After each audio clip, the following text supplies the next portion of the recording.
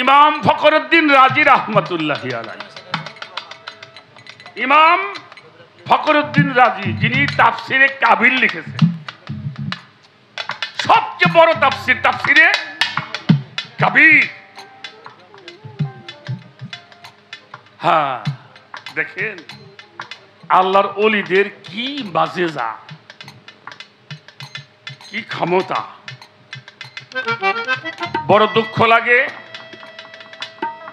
জানের উপরে অনেক ঝামেলা হয়।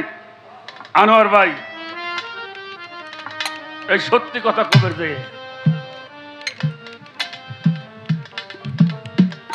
ইমাম আহমদ হাম্বল এত বড় একজন ইমাম, ইমাম শাফি রাহমাতুল্লাহি আলাইহি, ওনার ছেলে বলছিল, বাবা তুমি তো এত বড় একজন ইমাম, আমারে কয়েকজন সাহাবার নাম লিখে দাও, আমি তাদের নিয়ে একটু গবেষণা করি। উনি 14 জন সাহাবার নাম লিখেছিলেন, তার মধ্যে মৌলা আলীর নাম ছিল না।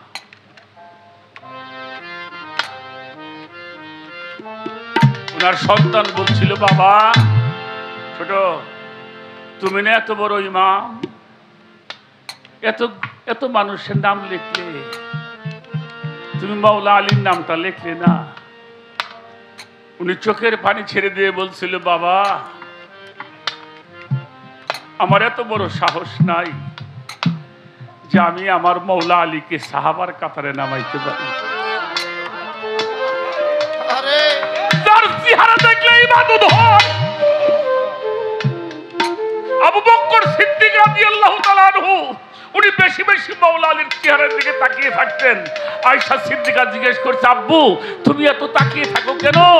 আমার আবু বকর সিদ্দিক বলে, আমার রাসূল বলেছে মৌলা আলীর চেহারার দিক তাকাইলে ইবাদত হয়। সুবহানাল্লাহ। দুর্ভাগ্য আজকে তরিকতের মানুষরা,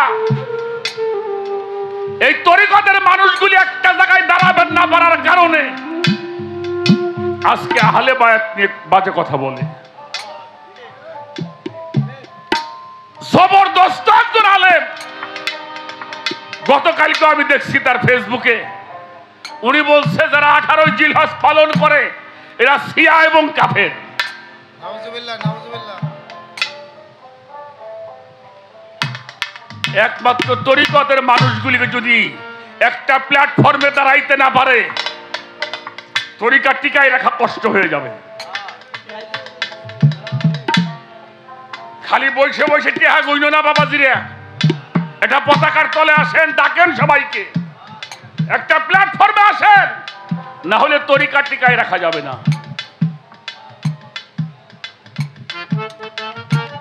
যদি ভুল হয় আমাকে মাফ করবেন।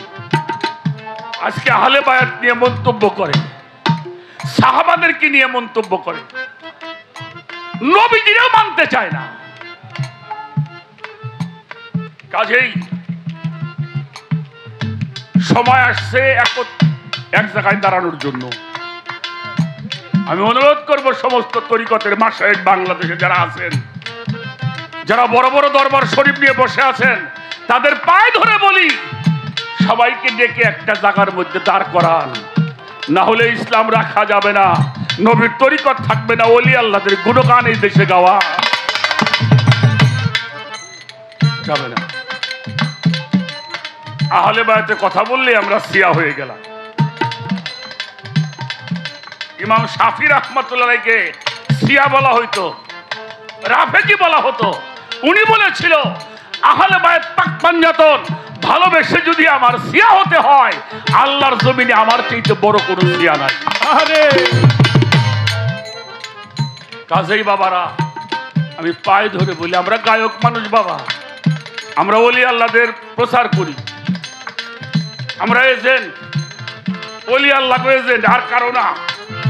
আহলে বায়াতের এজেন্ট, আপনাদের কথা আমরা বলি, কিন্তু আপনারা আমাদেরকে একটা জায়গার মধ্যে আনেন, না হলে সামনে এমন সময় আসতেছে তরিকতের নাম নিতে পারবেন না।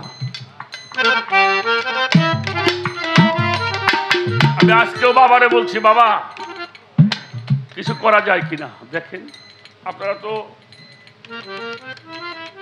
বড় মাপের অলি দরবার,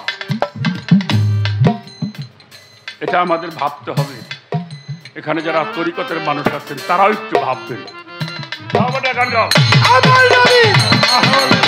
ইয়াতের উপর যেই বান্দার নাই মোহাম্মত, তাহলে বা ইয়াতের উপর যেই বান্দার নাই মোহাম্মত, কাটটা কাফের দোজখের কি নবীর শাফায়াত পাইব না, নবীর শাফায়াত পাইব না, নবীর শাফায়াত।